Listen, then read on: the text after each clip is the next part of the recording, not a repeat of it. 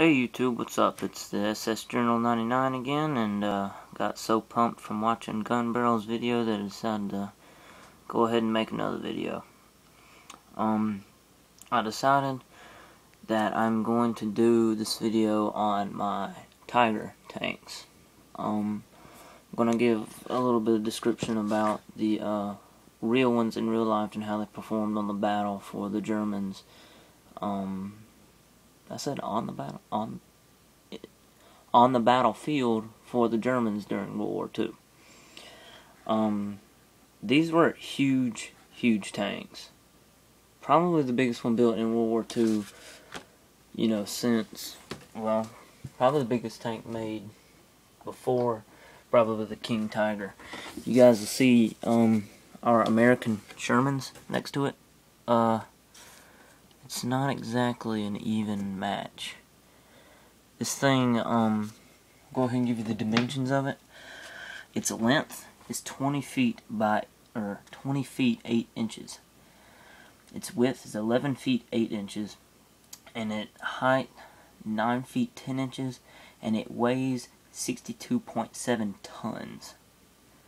Its primary armament, that big gun barrel you see sticking out of the front of that tank, is an 88 centimeter, just pretty much made to blow away anything in front of this tank that it doesn't like Sherman's.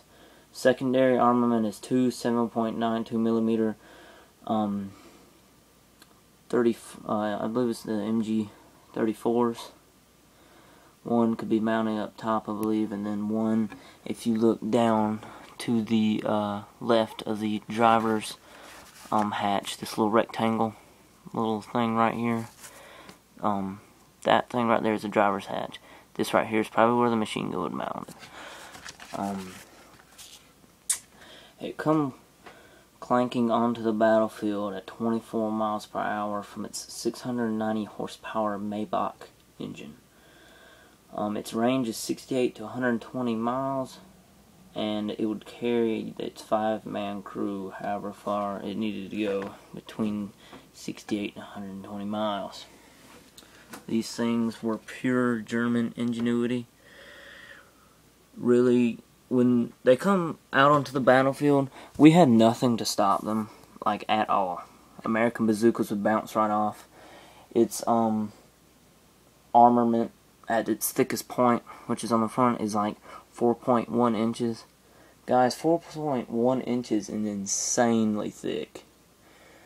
I don't even... Here, let me get a ruler. Damn.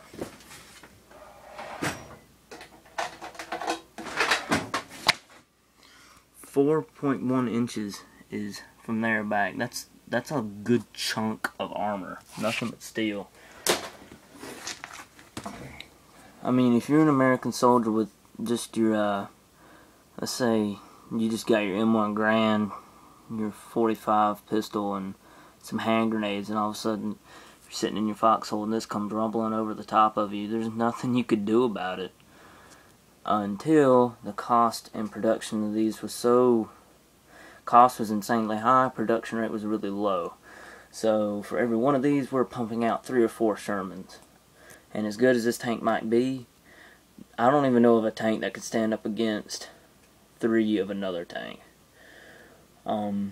Eventually, the Axis powers couldn't produce enough tanks, or Tigers, to stand up against our Shermans, which were just rolling out of the factories. I mean, not much to be said about that, but these are insanely good tanks. I recommend them for your German army. I really like them. This is probably my favorite model here. Only thing, they are big.